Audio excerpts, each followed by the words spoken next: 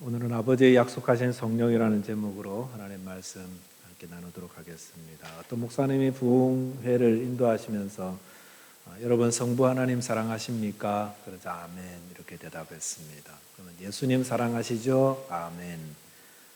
마지막으로 여러분 성령님 사랑하십니까? 그러니까 다들 우물쭈물 하더라고 했습니다. 그래서 예배 후에 누가 따지러 왔어요. 성령님 사랑하자는 거 이단 아닙니까? 이렇게 물었다고 했습니다. 요즘은 요즘 성령님에 대해서 많이 듣고 배워서 이런 분은 없으리라 생각합니다. 아까 저희가 예배 앞부분에 불렀던 아버지 사랑합니다, 예수님 사랑합니다, 성령님 사랑합니다라고 이렇게 찬양으로 고백하였습니다. 많이 나아지긴 했지만 그래도 아직도 성령 하나님에 대한 인식과 또 생각들 가르침 좀 미흡하지 않나 생각합니다. 그래서 오늘 성령 하나님에 대한 말씀 함께 나누고 또 저와 여러분들이 성령의 인도함을 받는 바른 신앙인들 되었으면 좋겠습니다. 첫째로 묵상할 내용은 성령을 받아야 한다라는 것입니다. 성령을 받아야 합니다. 오늘 본문 말씀은 예수님 승천하시기 바로 직전에 제자들에게 주셨던 말씀을 기록하고 있습니다. 승천하시기 바로 직전이니까 시간적으로 성육신하신 예수님께서 이 땅의 사역을 다 마치고 바로 이제 승천하기 바로 직전에 주신 말씀, 그리고 오늘 9절 보니까 이 말씀 마치고 이제 승천하셨다 그랬죠. 얼마나 중요한 말씀이겠어요. 그래서 한 사람이 삶을 마치면서 남긴 말은 정말 중요한 말이거든요. 왜냐하면 그 사람의 삶 전체를 요약하기도 하고 또 그래서 우리에게 남길 수 있는 가장 중요하고 가장 필요한 말씀들을 남겨주셨기 때문에 그렇다는 것입니다. 물론 예수님 지상 명령에 대한 말씀도 마쳤지만 그것보다 시간적으로 훨씬 더 마지막의 말씀이 바로 오늘 말씀이죠. 그래서 본문 4절에 보면은 사도와 함께 모이사 그들에게 분부하여 이르시되 예루살렘을 떠나지 말고 내게서 들은 바 아버지께서 약속하신 것을 기다리라라고 하였습니다. 예수님 승천 후에 제자들이 예루살렘에서 막 흩어지지 않고 그냥 거기에 머물라고 그랬습니다. 그러면서 예수님께서 늘 말씀하셨던 아버지께서 약속하신 것, 즉 성령 받기를 기다리라, 이것을 말씀하였습니다. 그래서 예수님은 제자들을 포함한 우리 모든 사람들의 성령 받기를 원하시고 성령을 받아야 한다는 것을 분명하게 말씀하고 있습니다. 성령 받는 게 왜 중요한가라는 것은 성령의 열매가 무엇인지를 보면 알 수가 있습니다. 더 명확해지죠. 성령의 9가지 열매 중에 제일 먼저가 사랑 아닙니까? 사랑, 희락, 화평 이렇게 쭉 나가는데 사랑의 열매는 어떻게 맺혀집니까? 성령으로 말미암아 맺혀지는 거다라는 것입니다. 지난 2주간 동안 가정에 대한 말씀도 전했는데 가정에서 가장 중요한 게 사랑이라 그랬죠.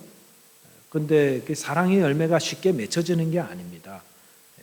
가정이든 우리 만남이든 교회든 어디든 사랑이 참 중요하다는 거 잘 알고 있지만 생각은 하고 있는데 막상 만나고 나면은 갈등의 상황, 어떤 분쟁의 상황, 부딪히는 상황에 가면은 나중에 돌아보고 나니까 사랑보다는 상처만 남아있는 거죠. 갈등만 남기고 분쟁만 남기고 이게 아닌데, 이러려고 한 게 아닌데라는 그런 후회들 우리 많이 하지 않습니까? 그래서 심리학자들이 그 이유를 이렇게 이야기했습니다. 그건 사람들이 각 사람이 가지고 있는 상처 때문이다. 어릴 때부터 받은 상처, 살아오면서 받았던 상처가 그 사람과 만나면서 문득 불현듯이 떠오르면서 그냥 막 함부로 이렇게 해버리고 서로 상처 주고 나오고, 그러니까 상처를 많이 받은 분들은 상처를 줄 수밖에 없다. 그리고 사랑할 수 있는 사람은 어릴 때부터 사랑 많이 받은 사람이 사랑한다. 이런 말씀들도 하는데 좀 일리는 있습니다만 우리가 살면서 상처 없는 사람 어디 있습니까? 다 상처 있고 살지요. 근데 성경은 어떻게 사랑의 열매 맺히냐고 그러면은 성령을 받아야 성령의 열매가 사랑으로 나타난다 이렇게 말씀하고 있습니다. 그래서 성령께서 우리 안에 충만히 임하면 우리 안에 있는 상처와 또 아픔 이런 것들을 다 치료해 주시고 또 우리가 성령의 열매를 맺을 수 있도록 누가 인도해 줍니까? 성령께서 인도해 주신다라는 겁니다. 그래서 우리는 사실 스스로 좋은 열매 맺지 못하는 그런 나무들과 같은 인생들입니다. 예수님이 사실 너무 잘 아셨어요. 그래서 예수님께서 우리에게 많은 좋은 말씀들 하셨죠. 서로 사랑하라, 서로 용서하라, 서로 섬기라, 종이 되어라, 이런 말씀들을 하셨는데 이런 말씀을 어떻게 지키겠어요? 우리 안에 이미 상처도 많고 또 그렇게 하면 막 너무 비굴해지고 또 그럼 너무 비참해지고 그러는데 어떻게 그거 하겠어요? 사실 예수님이 주신 말씀은 우리 힘으로 할 수가 없는 것들입니다. 우리의 지혜로 할 수 없는 거고 우리 의지로도 할 수 없는 것들을 말씀해 주고 계십니다. 그런데도 우리에게 그 말씀하신 것은 뭐냐면은 이렇게 해야 된다는 걸 알려주시고 그것을 행해 나가는 것은 누구의 힘으로 하는 겁니까? 성령의 인도함을 받아야, 성령의 충만함을 받아야 그 일을 할 수 있다는 것을 우리에게 말씀해 주시는 것입니다. 그래서 예수님은 요한복음에서도 또 예수님 사역 가운데 성령에 대한 말씀들을 하시고 또 예수님 승천하시기 직전에 바로 뭘 말씀하셨냐면은 특별히 더 다른 말씀하신 게 아니라 예루살렘 떠나지 마라. 그리고 내게 들은 바 아버지께서 약속하신 그거가 있지, 성령을 받아라. 성령 기다려라. 며칠 못 되어서 성령이 임할 거다. 이렇게 말씀해 주셨습니다. 우리가 성령을 받아야 예수님을 바로 믿을 수 있고 작은 예수로 살아갈 수가 있습니다. 제가 청년 때는 그런 말씀들을 들었던 것 같아요. 바른 신앙은 주일 성수하고 11조 생활하고 이거 두 가지만 하면은 틀림없이 예수 잘 믿는 사람 이렇게 알았어요. 들었어요? 그런 줄 알았어요. 그런데 신앙생활하고 또 목회의 길 걸어가면서 보니까 성수질도 참 잘하고 11조도 잘하는데 다른 한편에서 불의를 저지르고 다툼을 이렇게 하는 분들이 너무 많더라고요. 제가 그래서 굉장히 고민 많이 했습니다. 그 말씀에 대한 그걸 어떻게 받아들여야 될지 가지고 고민하고 그러다 성경을 통해서 답을 찾았는데 그게 뭐냐면은 우리가 바른 신앙생활이라는 것은 그게 아니라 주일 성수나 11조 물론 그것도 포함되지만 훨씬 더 근본적인 게 뭐냐면은 성령의 충만함을 받고 성령의 인도함을 받아야 바른 신앙생활을 할 수 있다라는 것입니다. 그것이 또 하나님이 바라시는 겁니다. 구약 에스겔 36장 26절 27절에 보시면 하나님께서 멸망한 이스라엘 백성들 예루살렘 멸망한 후에 이스라엘 백성들에게 은혜를 베푸시면서 이런 말씀을 주셨습니다. 또 새 영을 너희 속에 두고 새 마음을 너희에게 주되 너희 육신에서 굳은 마음을 제거하고 부드러운 마음을 줄 것이며 또 내 영을 너희 속에 두어 너희로 내 율례를 행하게 하리니 너희가 내 규례를 지켜 행할지라라고 하였습니다. 여기 보시면 하나님께서 그의 백성들에게 두 가지 은혜를 주신다고 그랬는데 첫 번째는 그들 속에 새 마음을 주신다고 그랬습니다. 그래서 그들 안에 굳어져 있는 마음들을 녹이고 부드럽게 만드시고 그 다음에 두 번째 뭡니까? 내 영을 그들 속에 두겠다. 내 영이란 뭡니까? 하나님의 영, 성령을 그들 안에 주시겠다라고 하였습니다. 이스라엘 백성들의 문제가 뭐냐면은 하나님 말씀 잘 압니다. 언약도 맺었습니다. 그런데 그래서 하나님 앞에 우리가 말씀 잘 지키겠습니다. 서원도 하고 결단도 하고 한두 번 그런 게 아니었어요. 그런데 시간 지나고 나면 또 위기 앞에 당하면 또 문제 앞에 당하면 하나님보다 하나님 말씀 다 잊어버리고 자기 마음대로 살더라는 것입니다. 그래서 하나님 또 그럴 때마다 선지자 보내시고 때로는 책망도 하시고 때로는 이방민족 보내가지고 막 압제를 하기도 하고 그러면서 계속 경고하시고 책망하시고 가르치고 그러셨는데 계속 반복하다가 결국은 하나님께서 예루살렘을 완전히 멸망시켜버리는 데까지 갔던 것입니다. 그런 다음에 하나님께서 이스라엘 백성들에게 또다시 은혜를 베푸셨는데 그 두 가지 뭡니까? 첫 번째는 그들의 속사람을 새롭게 변화시키겠다. 착한 마음, 선한 마음, 부드러운 마음 주겠다. 그런 다음에 그들에게 하나님의 영을 그들 안에 주겠다라고 말씀하셨습니다. 그러니까 부드러운 마음 속에 성령께서 임하시니까 하나님 말씀을 이제는 지킬 수가 있다는 것입니다. 이게 바로 하나님이 우리에게 원하시는 겁니다. 하나님께서는 우리의 마음을 바꾸시기 원하십니다. 그리고 그 부드러워진 마음에 하나님의 영이 성령을 두셔서 우리를 하여금 하나님 말씀에 온전히 순종하며 그렇게 살아가면 어떻게 됩니까? 하나님 기뻐하시는 열매가 맺혀진다는 것입니다. 하나님께서 이것이 바로 하나님이 성령을 통해서 우리에게 주시는 은혜입니다. 하나님은 우리의 마음을 새롭게 하기 원하십니다. 딱딱하고 굳어진 마음 있죠?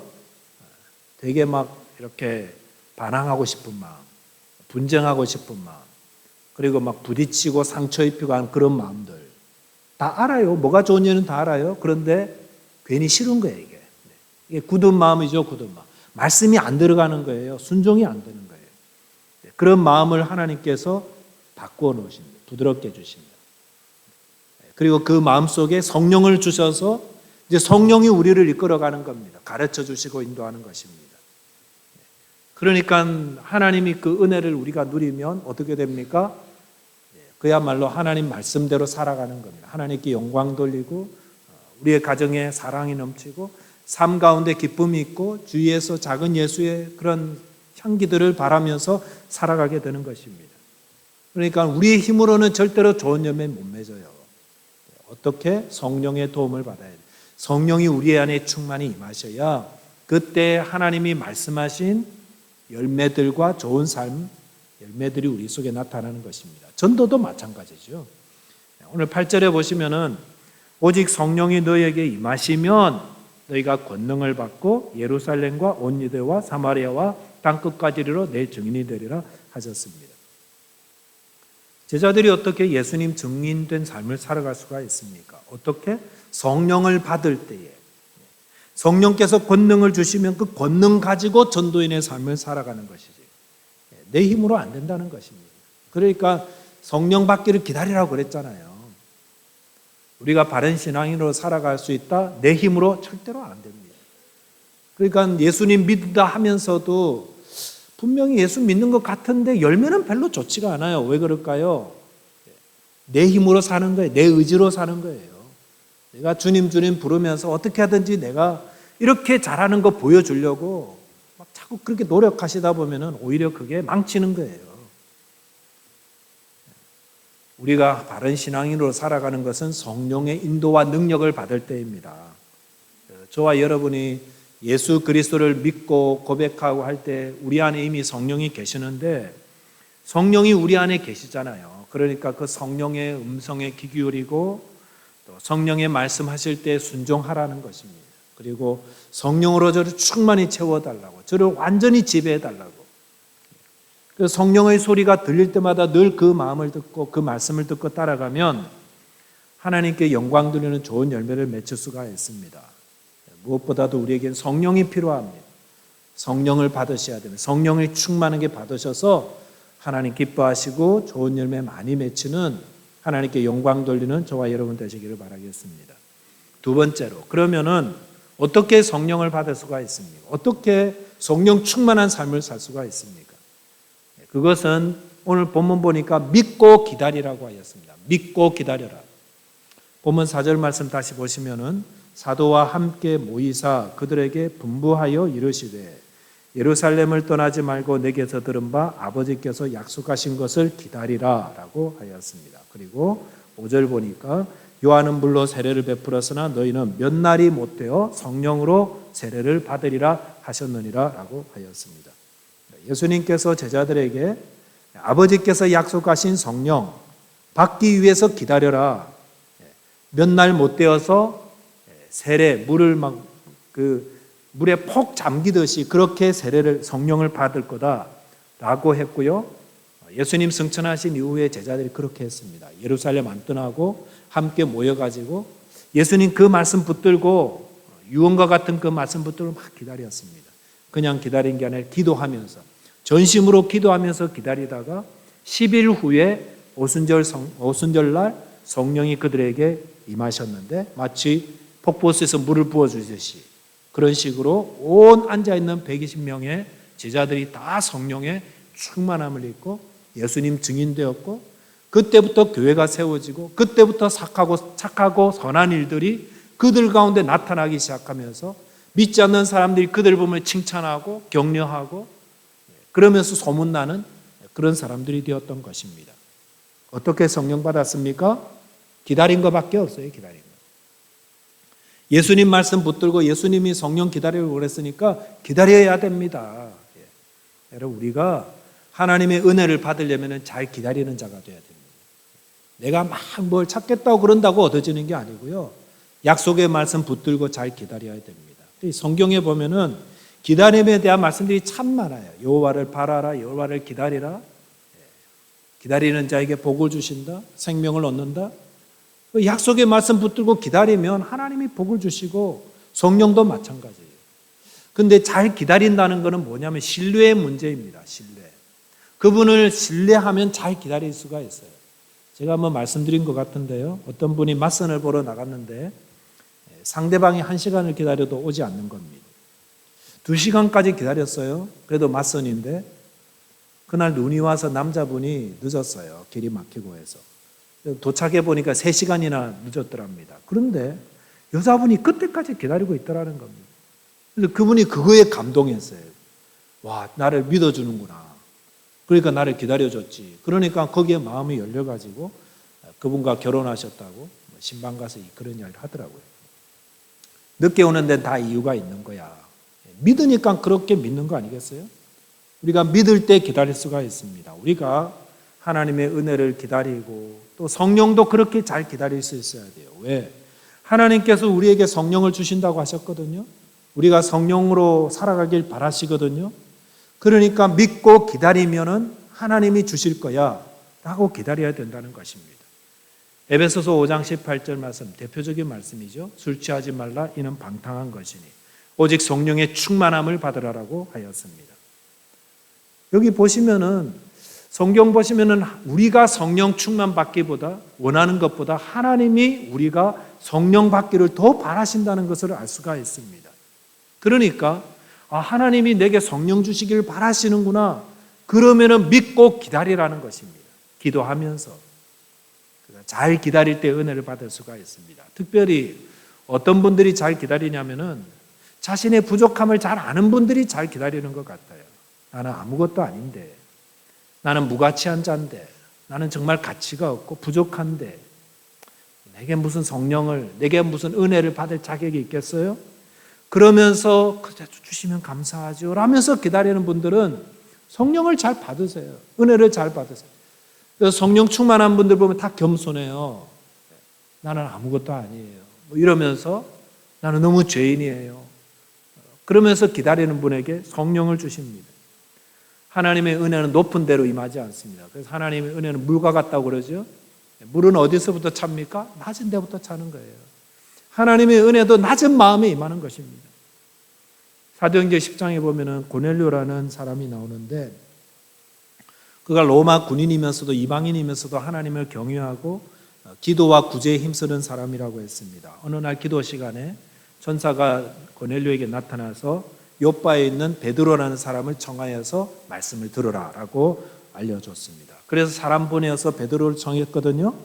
근데 베드로가 집에 들어올 때, 문 열고 들어올 때 베드로 선생님 오셨습니다라고 문을 열어주고 들어오자 고넬료가 어떻게 했냐면은 그를 어떻게 맞이했냐면은 사도행전 10장 25절 보니까 마침 베드로가 들어올 때에 고넬료가 맞아 발 앞에 엎드리어 절했다라고 했습니다. 그냥 아이고 오셨습니까? 라고 한다든지 아니면 유대교식으로 뭐 입을 맞춘다든지 이게 아니고 그 앞에 엎드려서 발 앞에 엎드려서 맞이했다고 그랬습니다. 굉장한 존경심과 경외감으로 그를 맞이했다는 거예요. 하나님이 보낸 사람이니까 마치 하나님을 대하듯 그렇게 경외하는 마음으로 그를 대했다는 겁니다. 그런데 고넬료가 누굽니까? 백부장이에요. 군대 밑에 100명을 거느린 로마 군인이라는 겁니다. 그런 백부장이 베드로요, 저기 이름도 없는 갈릴리, 저기 제일 가난한 동네 출신의 어부 베드로 앞에 그 발 앞에 엎드려서 맞이했다라고 했습니다. 이것은 고넬료의 겸손을 보여주는 거예요. 그리고 고넬료가 지금 자기 혼자만 있는 게 아니라 가족들 다 있어요. 친척들 다 불렀어요. 가까운 친구들 다 앞에서 그렇게 베드로를 맞이했다라는 겁니다. 얼마나 겸손한 모습이에요. 바닥까지 내려간 거예요. 그러니까 그에게 하나님의 은혜가 임하지 않을 수가 없는 겁니다. 성령이 임하지 않을 수가 없는 것입니다. 사도행전 10장 44절 45절 보니까 베드로가 이 말을 할 때에 말씀 전하고 있었거든요. 이 말을 할 때에 성령이 말씀 듣는 모든 사람에게 내려오시니 베드로와 함께 온 할례 받은 신자들이 이방인들에게도 성령 부어주심으로 말미암아 놀랬다라고 하였습니다. 고넬료는 하나님을 경외하며 그 말씀을 온전히 믿고 신뢰하며 또 겸손하기까지, 자기보다 사회적으로 아주 낮은 사람인데도 하나님의 말씀을 가지고 왔다 그러니까 아주 그냥 경배하는 그런 마음으로 맞이했다라는 거예요. 그렇게 낮아지고 겸손한 마음에 주의 성령이 처음으로 이방인에게 성령이 임하였고요, 유대인이나 이방인이나 다 어떤 사람에게 성령이 임했냐면 다 자기를 낮추고 겸손하게 잘 기다리는 자에게 성령이 임했습니다. 그리고 그 성령 받은 자들을 통해서 하나님의 성령의 열매가 나타나고 하나님의 영광이 나타나더라는 것입니다. 하나님의 성령의 임하심은 전적으로 하나님의 은혜입니다. 유대인이든 이방인이든 다 마찬가지예요. 낮아진 마음, 잘 기다리고 신뢰하는 마음에 임하십니다. 우리는 하나님 앞에서 성령 충만을 사모하고 받으셔야 됩니다. 그래야 우리가 바른 신앙인으로 살아가고 좋은 신앙의 열매가 우리 속에 많이 나타나게 되는 것입니다. 주님 앞에서 주님, 저는 무가치합니다. 저는 정말로 부족한 자입니다. 주님, 이런 저에게 은혜를 베풀어 주시는 거 감사합니다. 주님, 제게 은혜를 베풀어 주시고 성령으로 충만하게 하셔서 하나님 기뻐하는 삶을 살아갈 수 있도록 도와달라. 그렇게 간절히 기도하며 기다리는 자에게 성령이 임하신다고 하였습니다. 저와 여러분께서 성령 충만 받으시기 바랍니다. 반드시 받으셔야 됩니다. 성령의 인도함을 받고 성령의 열매들을 통해서 하나님께 영광 돌리는, 그래서 하나님의 나라를 이루어가는 저와 여러분 되시기를 주님의 이름으로 축원드리겠습니다. 기도하겠습니다. 하나님 아버지, 감사합니다. 오늘도 저희 가운데에 성령을 부어주심을 감사드립니다. 저희들은 주의 성령을 받을 아무 자격이 없는 자들입니다. 무가치한 자들입니다. 분토와 같은 자들입니다. 그러나 주님의 성령을 저희들에게 부어주셔서 하나님의 뜻을 따라 살아갈 수 있는 은혜 주신 것을 감사합니다. 주님, 저희들은 주님의 뜻에 순종할 수 있는 능력이 되지 않습니다. 저희들 안에 새로운 마음을 주시고 주의 성령을 부어주셔서 하나님의 선한 뜻을 온전히 순종하며 하나님께 영광 돌릴 수 있는, 그래서 저희들의 가정과 교회와 저희들의 모든 모임과 자리에서 좋은 성령의 열매 많이 맺혀서 하나님께는 영광이요 모든 사람을 위로하고 복음을 증거하는 주님의 백성들 다 되게 하여 주옵소서. 우리 주님 예수 그리스도 이름으로 기도하옵나이다. 아멘.